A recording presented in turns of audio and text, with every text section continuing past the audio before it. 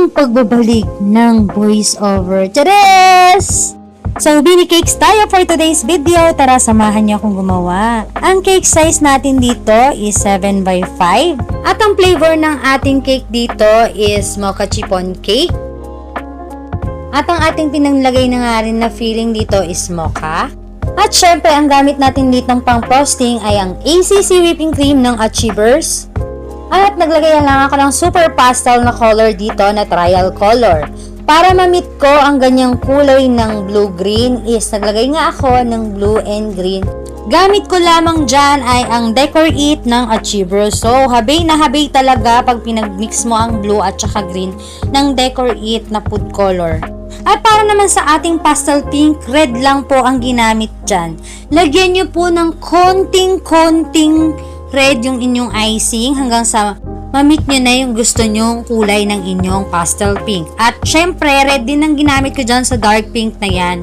Nagpatak lang ako ng konting red. Syempre, gamit pa rin ang ating Decor It ng Achievers. At kita nyo naman, napakaganda ng kanyang kinalabasan.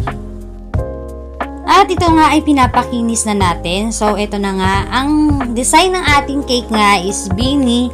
Ang Bini na gagawin natin ay si Bini Aya. At syempre, natutuwa ako kay Madam kasi wala pa nga akong masyadong nakikitang sample ng Bini Cakes. Kaya, sabi nga niya, ikaw na ang bahala sa magiging design niyan. So, at ang nakakatuwa dito kay Ma'am ay first time ko siya na naging customer. Kaya, talagang pinagkatiwala niya yung cake niya sa akin kahit wala siyang binibigay na kanyang sample ng cake.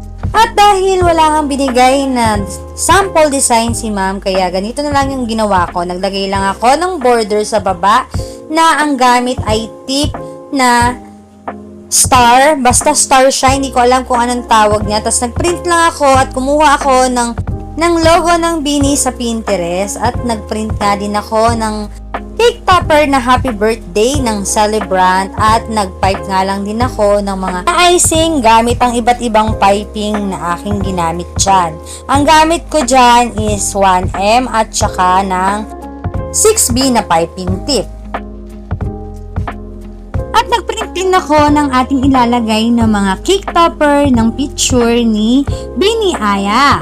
Kasi yun nga yung request ni ma'am na si Bini Aya ang ating gagawin. Nakakatuwa nga dito si madam kasi after nitong cake na to is may kasunod siyang order na Bini cake din na ang pangalan naman ay si Bini Mika naman. So nakakatuwa lang si madam kasi nga talagang nung natikman niya yung cake na to, ang ganda ng kanyang binigay na feedback sa atin.